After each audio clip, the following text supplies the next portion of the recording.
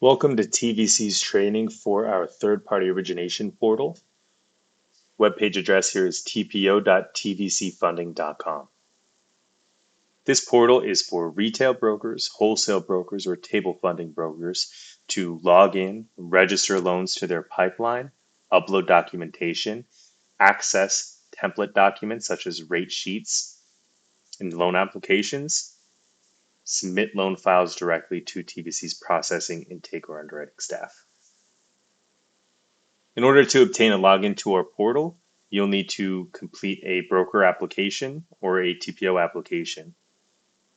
Upon doing that, you'll receive credentials. Just click here to log in, enter your username. I'm going to select internal user, but when you log in, please ensure that the internal user block is not checked.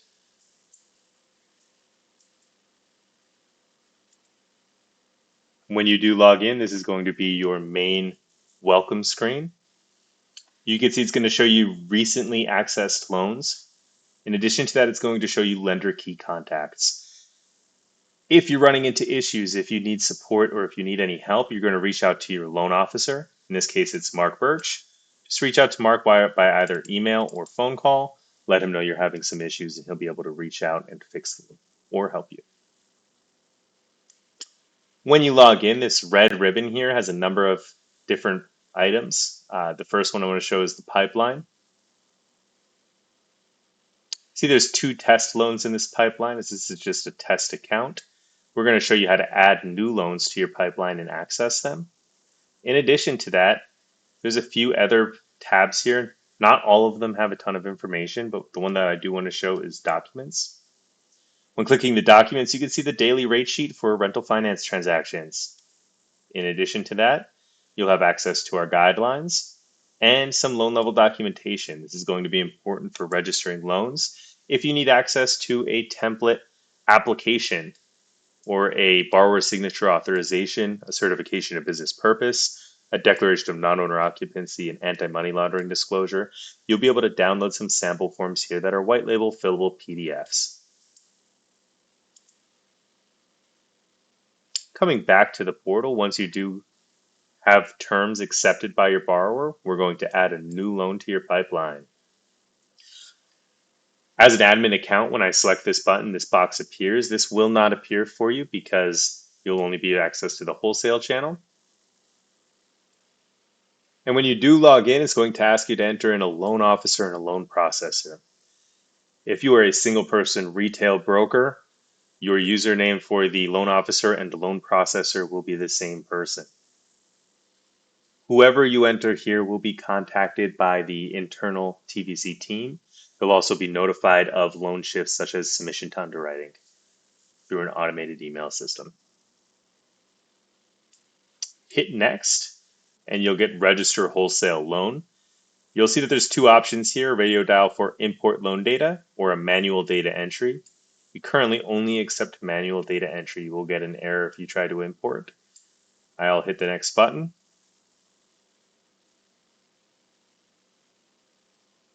And this is going to bring me to our loan application.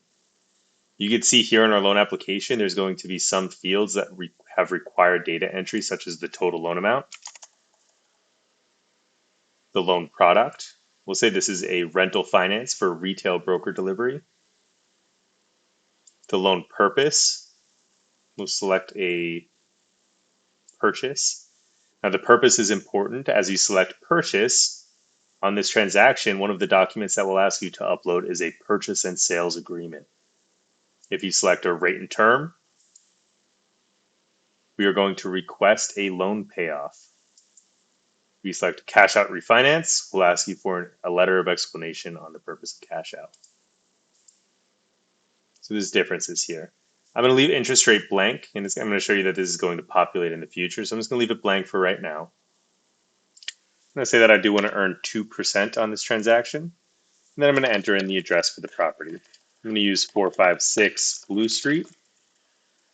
We'll say this is in Austin, Texas. That is in Travis County. You can enter in more data here. Anything I really enter in can be updated in the future. So once you do register your loan fully, you'll be able to come back here and edit this information, such as loan term or the credit score for the transaction. I'm going to hit the next button. And it's going to ask me some additional information here. What was the purchase price? What kind of transaction was it? If it's a purchase, when's the closing date, etc. I'm going to hit the next button once more. And here you can enter in entity and guarantor information. Always enter in your entity and guarantor information because it does serve as identifiers for your transaction. So I'm going to say this is 456 Main Street LLC. Select a limited liability company. And I'm just going to say the name here is Frank Smith. You can enter in the rest of this data to the best of your ability, but what I'm going to do is request a new loan ID. If you're missing a required field, it's going to populate here and say, hey, you need to fill this out before you can move forward. In this case, I need to enter in the interest rate for the transaction. I'm going to say that this is a 7.25%, and then I'll hit save, and then request new loan ID. You can see the loan was saved successfully. I've now registered a loan in the portal. Not only is this in our portal, but this is in our internal loan operating system. We can see this loan. We can see when you upload documents to it, and we can work with you on it. When you do register your loan, you're going to want to upload some documents so you can get this to our internal staff. There are required documents to upload. Not everything here is going to be required, but some of them will be. For example, an appraisal disclosure, articles of incorporation, the anti-money laundering disclosure, a signature authorization, a term sheet, a loan application, an operating agreement. When you hit the submit loan button, it is going to require you to upload these documents before you can move forward. Uploading documents is incredibly simple. I'm going to upload an application template. So I have an application in my folder here. I'm just going to bring it and upload it to the loan application. It's just drag and drop. See, it uploads nice and fast, completed. I could even open up this loan application in another tab and you can see what was uploaded.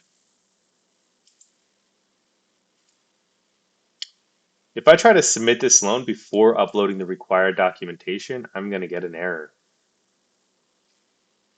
That error is going to tell me, hey, these are the fields required before our team are going to look at your file.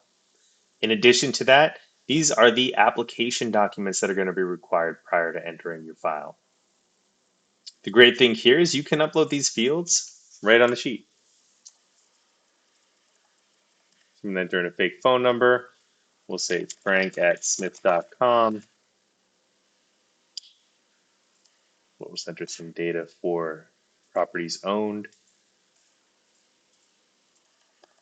Throw in a value. Say the application date was the 16th, and they want to close this file on the 5th. It's a rental finance loan, so it'll have 360 months as the term.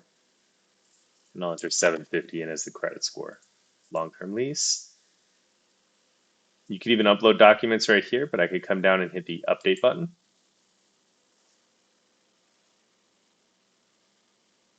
That will remove all the fields that I've entered, right? So it's only going to require these additional 4 fields to be completed. I still have to upload these documents before it will allow me to submit this loan. Once the loan is submitted, you'll no longer use the Documents tab. Once your loan is submitted, any remaining conditions are going to appear in the Conditions tab. You will also receive an automated email stating that your file's been reviewed, that if anything needs to be ordered on your transaction, it was ordered, and you'll have an ability here to log in, go to your Conditions tab, and you'll see any conditions remaining on your file to get your file to our underwriting team. Those files will have designations, whether they're a processing request or an intake request. Once you see those conditions, let's say there's 4 conditions here. You'll need to upload a document to each one of those 4 conditions before being able to submit this loan back to us. If you submit one document at a time and hit the submit button or notify lender button, what will happen is we'll go into your file, we'll clear one condition, and then we'll have to leave that file again. Your file is not going to progress. It's going to have more touches. It's going to take longer to complete. Once your file does go through the conditions and the appraisal is returned, you'll get access to a loan estimate. You'll have to sign the loan estimate and then a clear to close. That clear to close is going to detail your income on the transaction as well as how much your borrower is going to have to bring or receive at closing. Once executed, our closing team will reach out to title on your behalf and go ahead and close the loan. Once again, if you have any questions on your transactions, please go back to the Welcome tab. You'll see your loan officer here. Please reach out to them, let them know that you're having trouble, and they'll be able to help you out. Thank you so much. Goodbye.